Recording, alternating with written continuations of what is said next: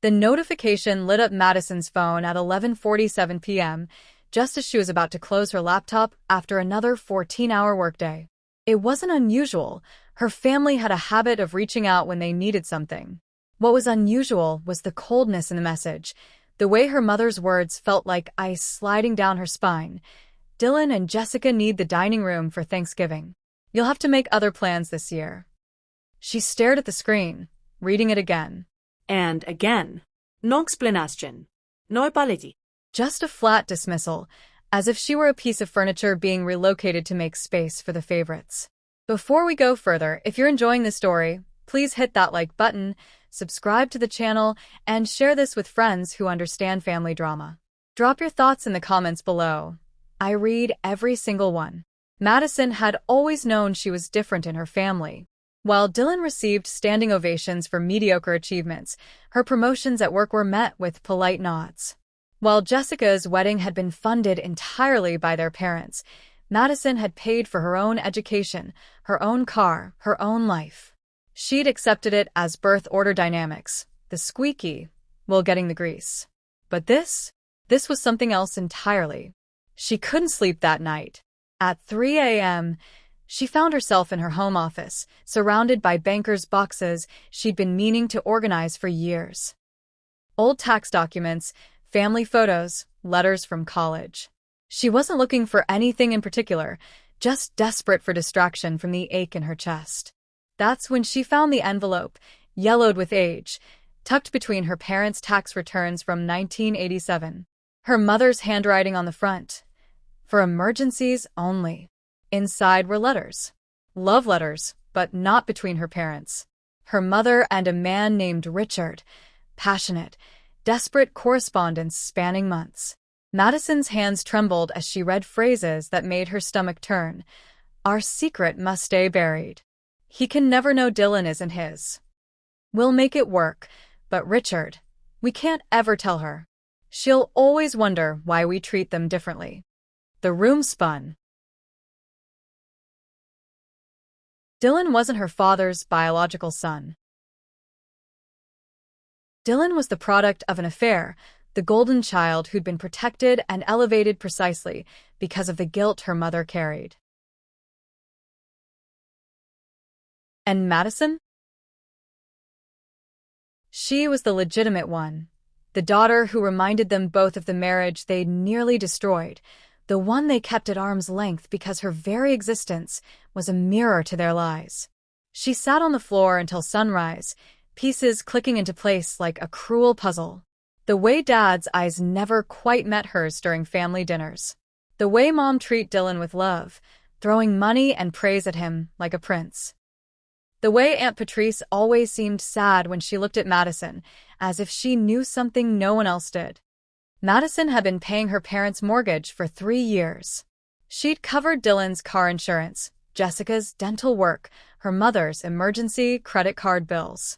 She'd been the invisible financial pillar holding up a family that had built its foundation on a lie that made her the outsider in her own bloodline. And now they were banning her from Thanksgiving, making room for the affair baby and his perfect wife, while the legitimate daughter was erased like an inconvenient footnote. She placed the letters back in the envelope. They wanted her gone? They'd get their wish. But they'd learn exactly what her absence cost. The next morning, Madison woke with a clarity she hadn't felt in years. The hurt was still there, a dull throb beneath her ribs, but it was wrapped now in something sharper, resolve. She made coffee, opened her laptop, and read her mother's text message one more time in the daylight.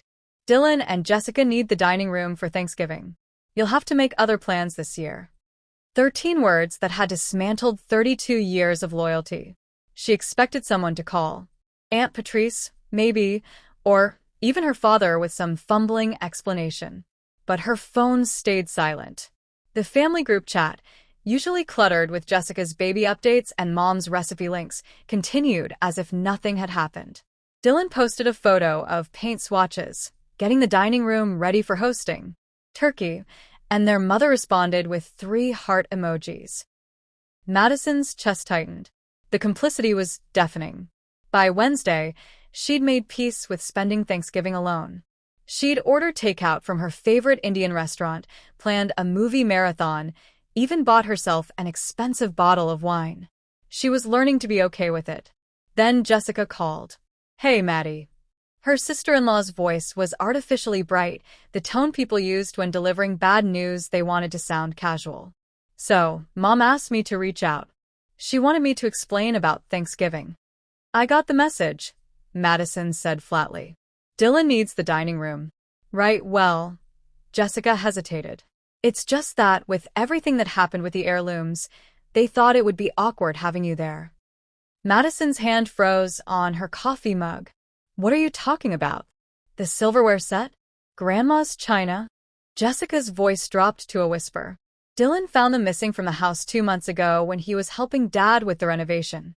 He didn't want to accuse anyone, but Mom noticed you'd been asking about estate planning around the same time, and, well, they put 2 and 2 together."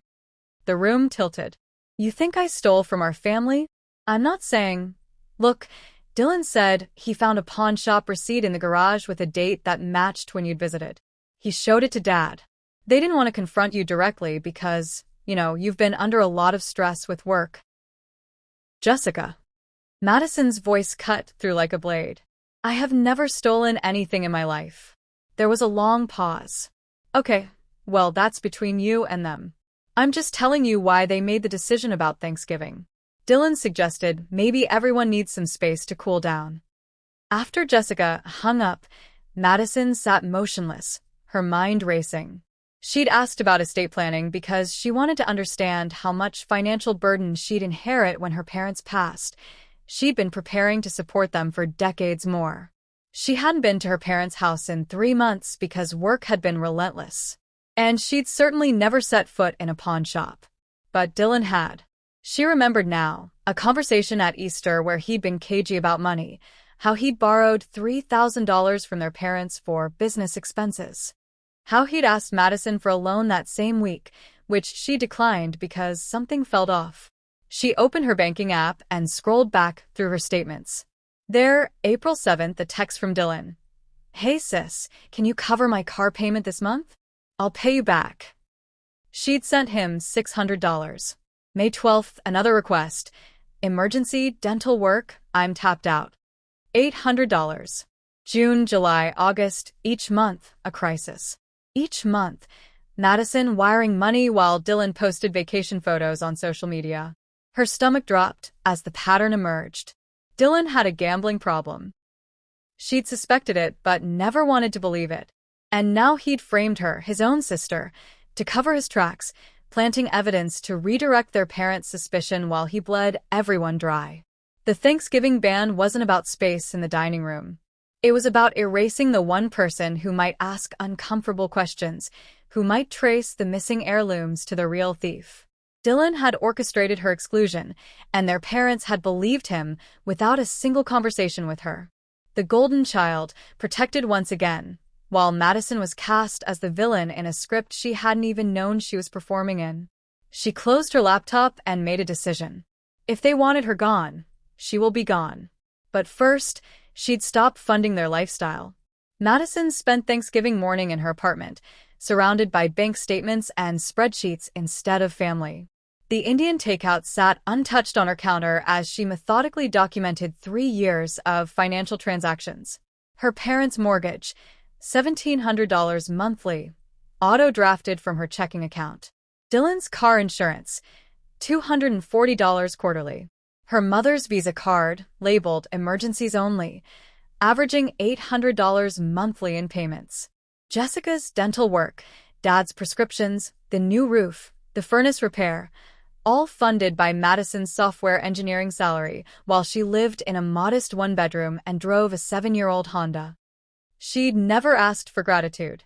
That wasn't why she'd helped.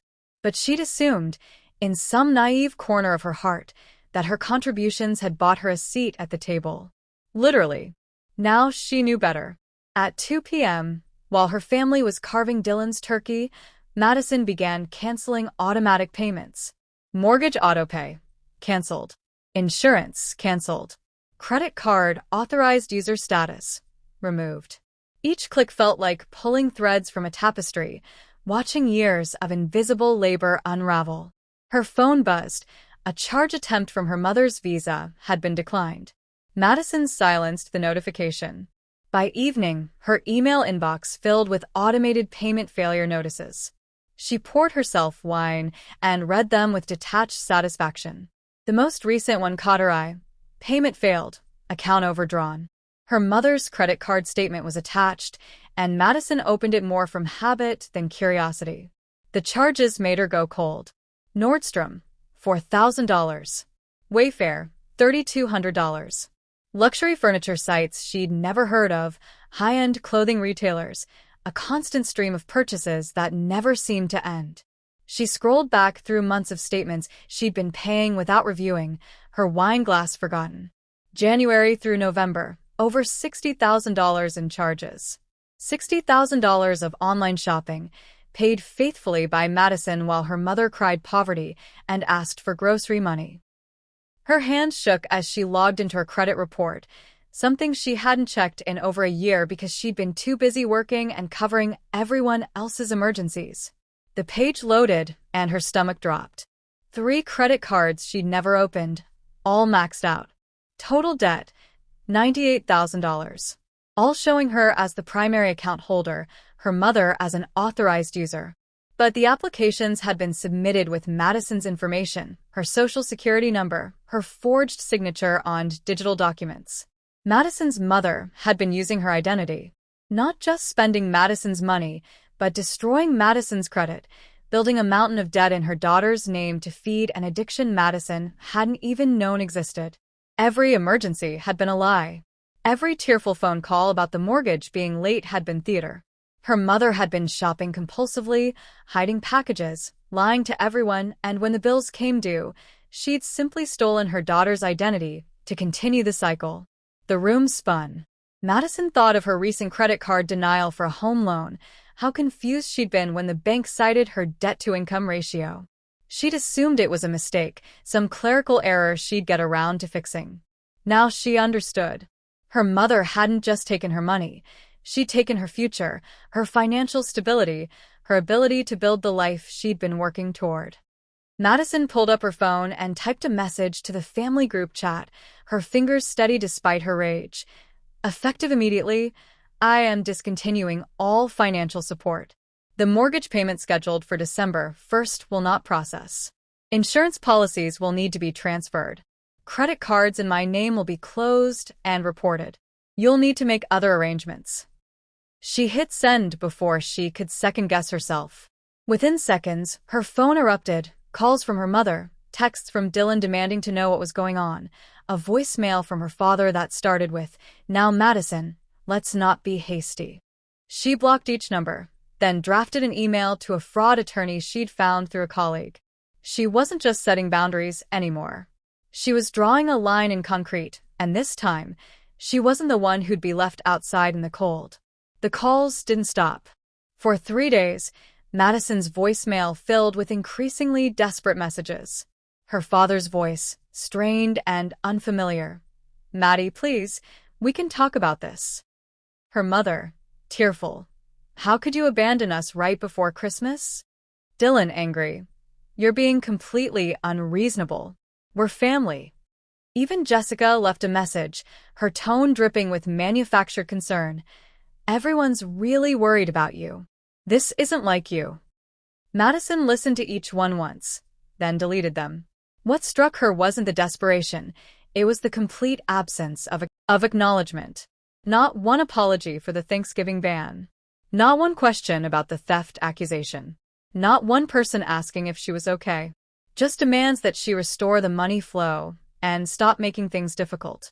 On December 10th, Aunt Patrice called from a different number. Madison almost didn't answer, but something made her pick up. "Don't hang up," Patrice said immediately. "I'm not calling to guilt you.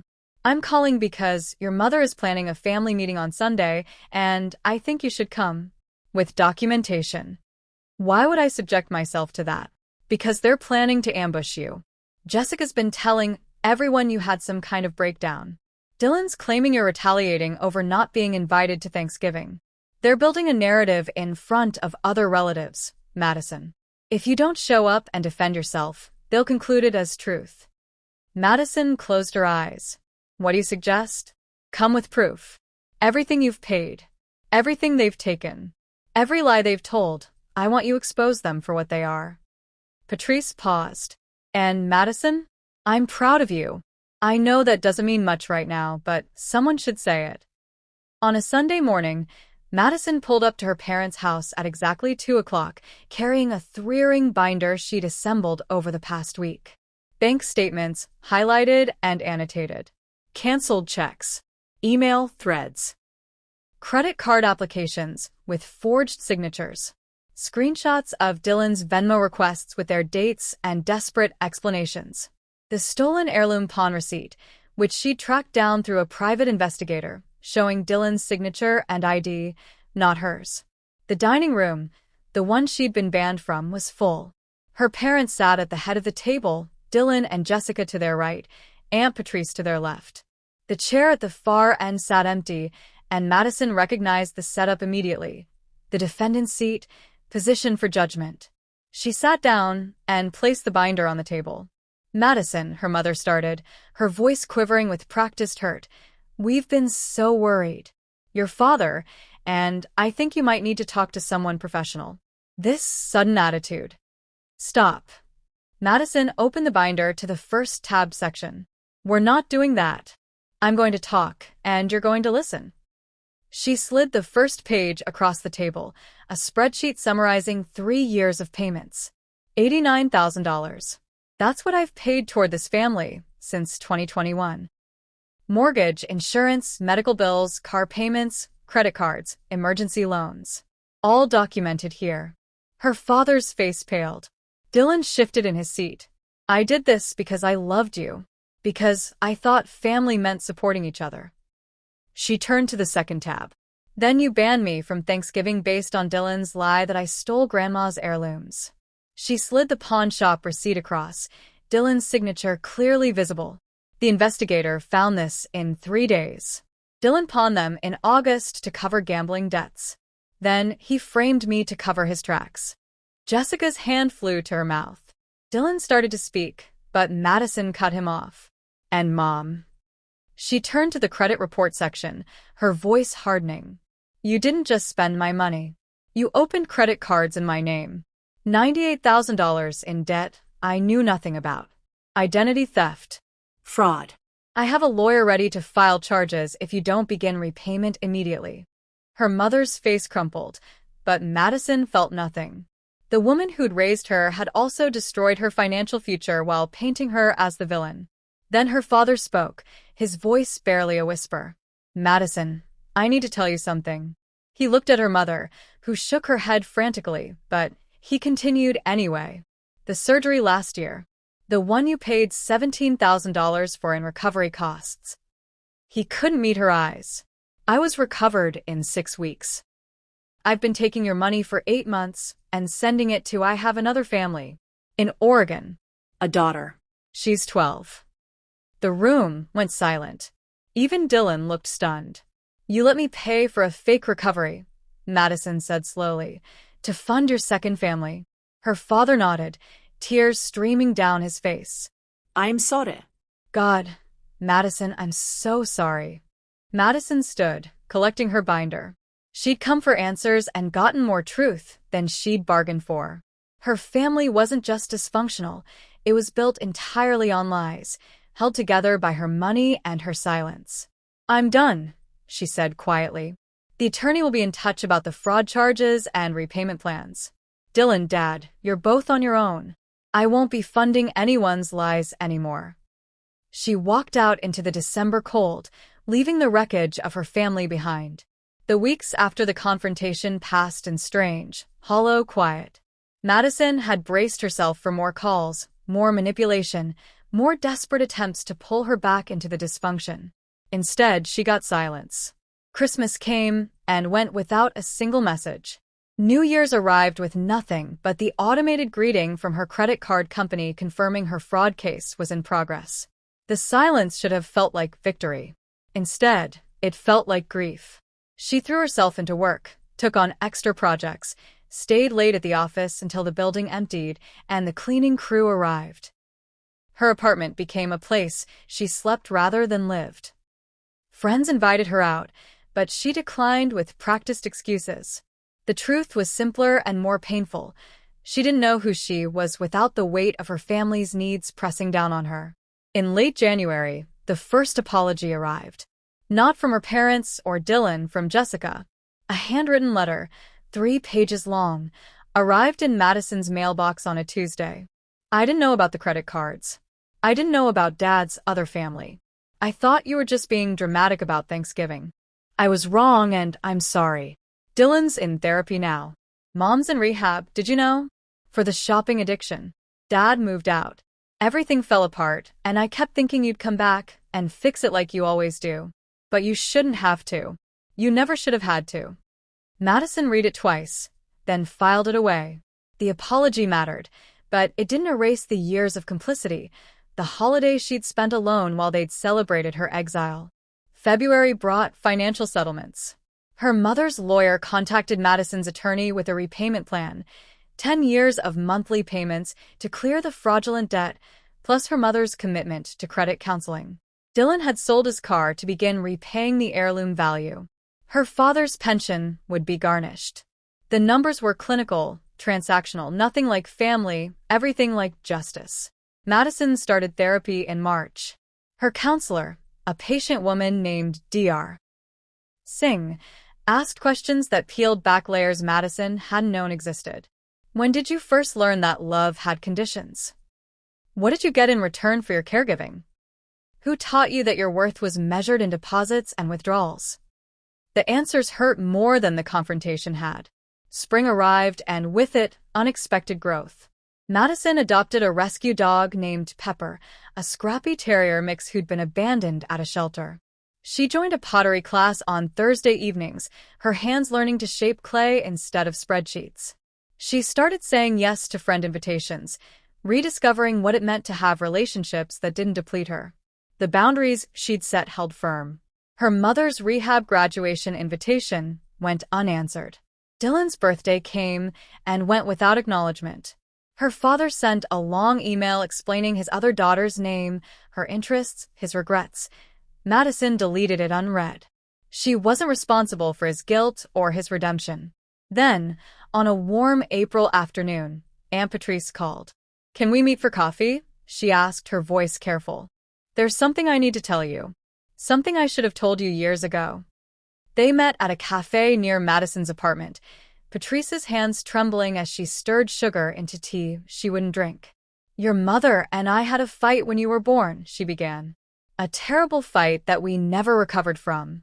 And it was about you." Madison's chest tightened, bracing for another revelation, another betrayal. "Madison, I'm your biological mother." Patrice's eyes filled with tears. "I got pregnant at 17. Your grandparents, they couldn't handle the scandal. Your mother, my older sister, had been trying to conceive for years. So they made a plan. I'd have you, and she'd raise you as hers. I was sent away for the pregnancy. When I came back, you were hers, and I was just Aunt Patrice." The cafe noise faded to white static. Madison stared at the woman across from her. The aunt who'd always seemed sad, who'd remembered every birthday, who'd encouraged her to set boundaries when everyone else demanded capitulation. "I watched her treat you like an obligation instead of a gift," Patrice continued, "and I couldn't say anything.